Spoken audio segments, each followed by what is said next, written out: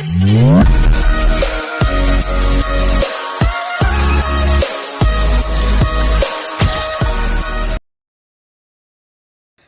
నమో వెంకటేశాయ. అందరికీ నమస్తే అండి. Welcome back to my channel Tirumala talks. నేను మీ లక్ష్మీ పూజిత. తిరుమల యొక్క డైలీ అప్డేట్స్కి స్వాగతం అండి. తిరుమల దర్శనానికి సంబంధించిన లేటెస్ట్ అప్డేట్స్ కోసం మన ఛానల్ యొక్క టెలిగ్రామ్ గ్రూప్లో మరియు వాట్సాప్ ఛానల్లో జాయిన్ అవ్వగలరు. వాటి యొక్క లింక్ అనేది ఈ వీడియో కింద డిస్క్రిప్షన్లో మరియు కామెంట్ సెక్షన్లో అయితే ఇవ్వటం జరిగింది. ఈరోజు ఈ వీడియోలో మనం ఈరోజు తిరుమల దర్శనం యొక్క వివరాలను గురించి, అలాగే జనరల్గా తిరుమల దర్శనంకి వెళ్తున్నామంటేనే కొన్ని ముఖ్యమైన రూల్స్ ఉన్నాయండి. వాటన్నింటిని పాటిస్తేనే దర్శనానికి అనుమతిస్తారు, లేకుంటే దర్శనంకి అలౌ చెయ్యరు. వాటి గురించి ఈ వీడియోలో పూర్తిగా వివరించి చెప్తానండి. అప్పుడు మీరు కన్ఫ్యూజన్ లేకుండా ముందే ఒక అవగాహనతో తిరుమల దర్శనంకి వెళ్ళొచ్చు.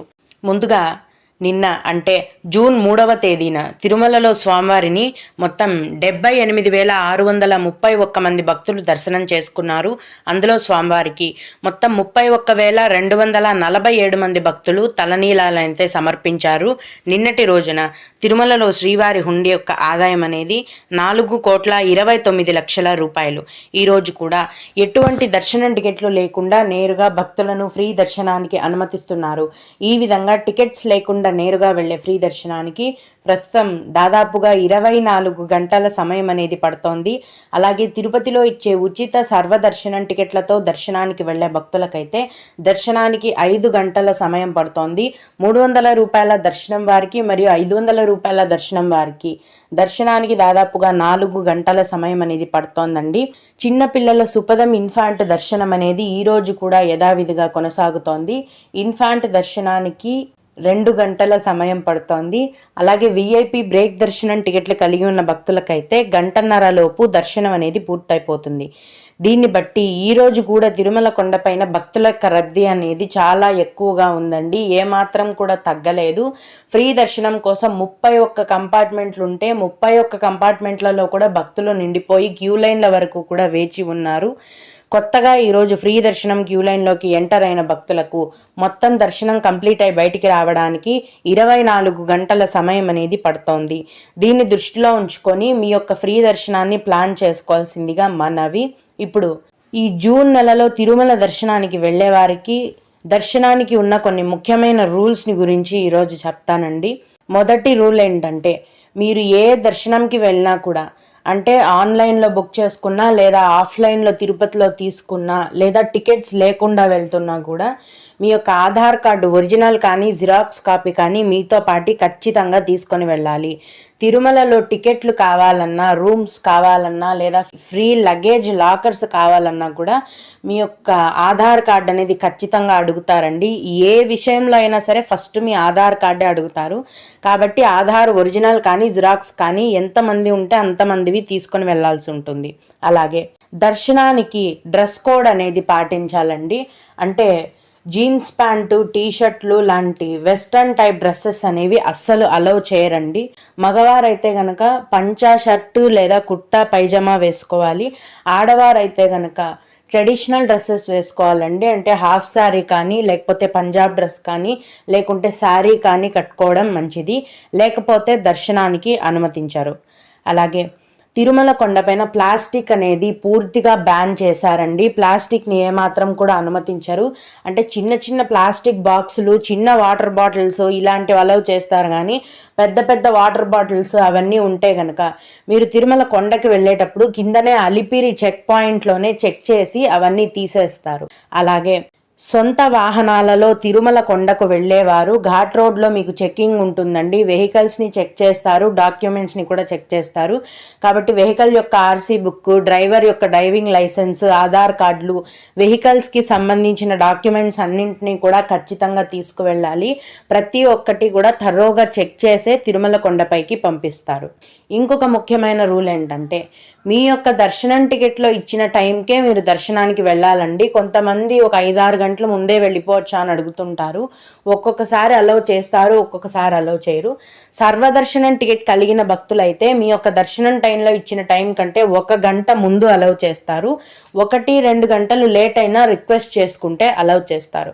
300 రూపాయల దర్శనం టికెట్లు కలిగి ఉన్న భక్తులకైతే గనక మీ యొక్క దర్శనం టికెట్లో ఇచ్చిన టైం కంటే 2 గంటల ముందు మీరు దర్శనానికి వెళ్ళొచ్చు.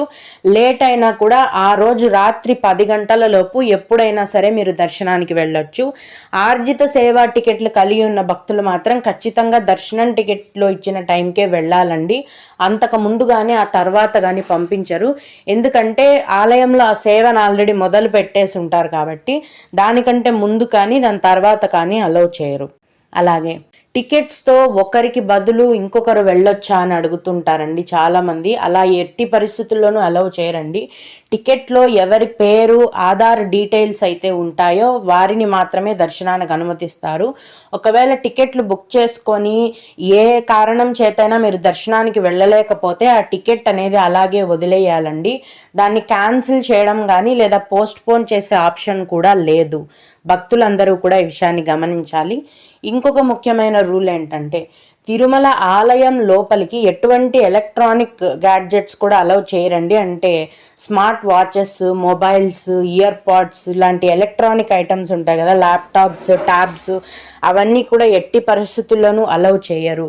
క్యూ లైన్లో వెళ్ళేటప్పుడే మీకు మొబైల్ కౌంటర్స్, లగేజ్ కౌంటర్స్ ఉంటాయి. అందులోనే మీ యొక్క ఎలక్ట్రానిక్ గ్యాడ్జెట్స్ అన్నింటినీ కూడా మీరు ఇచ్చేయాల్సి ఉంటుంది. ఎట్టి పరిస్థితుల్లోనూ ఆలయం లోపలికి అయితే వాటిని అలౌ చేయరు.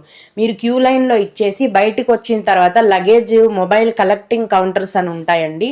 అక్కడికి వెళ్ళి మీ యొక్క మొబైల్స్ని, లగేజెస్ని మీరు కలెక్ట్ చేసుకోవచ్చు. అలాగే ఫ్రీ బస్సెస్ గురించి అడుగుతున్నారండి. ఫ్రీ బస్సుల సౌకర్యం ఎక్కడెక్కడుంది అనేసి.